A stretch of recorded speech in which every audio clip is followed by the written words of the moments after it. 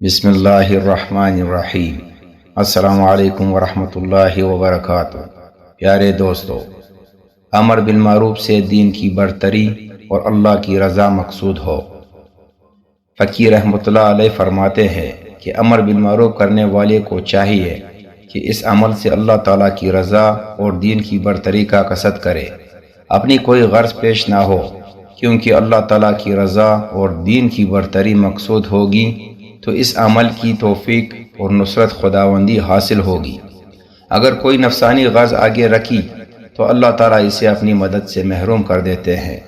حضرت اکرمہ رحمۃ اللہ علیہ راوی ہے کہ ایک آدمی ایک درخت کے پاس سے گزرا جس کی لوگ پوجا کرتے تھے۔ اس کو طیش آیا کہ لوگ اللہ تعالیٰ کو چھوڑ کر اس درخت کی پوجا کر رہے ہیں۔ ایک دن کلاڑا پکڑ کر گدھے پر سوار ہو کر اس درخت کی جانب چل دیا کہ اسے کاٹ ڈالے۔ راستے میں ابلیس لعین انسانی شکل میں ملا اور پوچھنے لگا، کدھر جا رہے ہو؟ یہ شخص بولا، میں نے ایک درخت دیکھا ہے کہ لوگ اس کی پوجا کرتے ہیں۔ میں نے اللہ تعالیٰ سے عہد کیا ہے کہ گدھے پر سوار ہو کر وہاں جاؤں گا اور اسے کلاڑی سے کاٹ ڈالوں گا۔ ابلیس کہنے لگا، بھلا تجھے اس سے کیا غرض؟ اس درخت کا خیال چھوڑ دو اور اس کی پجاریوں کو دفع کر، ان کو خدا ہی خود سمجھ لے گا۔ دونوں میں تکرار ہونے لگی حتیٰ کہ دست و گریبان ہو گئے۔ ابلیس لعین عاجز آ گیا اور یہ شخص اپنے ارادے پر پکا رہا۔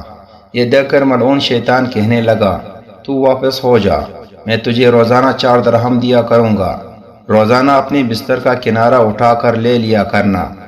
یہ شخص سن کر کہنے لگا کہ سچ کہتے ہو؟ وہ بولا، بالکل اس کا ضامن ہو۔ یہ شخص واپس آ گیا اور حسب وعدہ 2-3 دن تک 4 درہم وصول کرتا رہا۔ اس کے بعد ایک دن چادر اٹھائی تو نیچے سے کچھ نہ ملا اور اگلے روز بھی کچھ نہ ملا، تو پھر کلاڑا لے کر گدھے پر سوار ہو کر چلا۔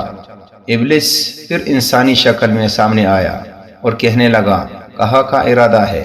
یہ شخص بولا کہ ایک درخت کی لوگ پوجا کرتے ہیں، اسے کاٹنے جا رہا ہوں۔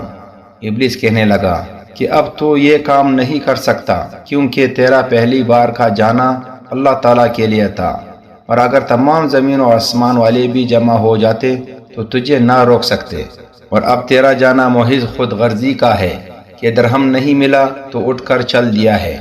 خبردار، اگر ذرا بھی آگے بڑھا تو تیری گردن مار دوں گا۔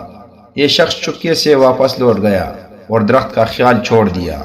ہمیں بھی چاہیے کہ ہر نیک کام میں اللہ تعالیٰ کی رضا مقصود ہو۔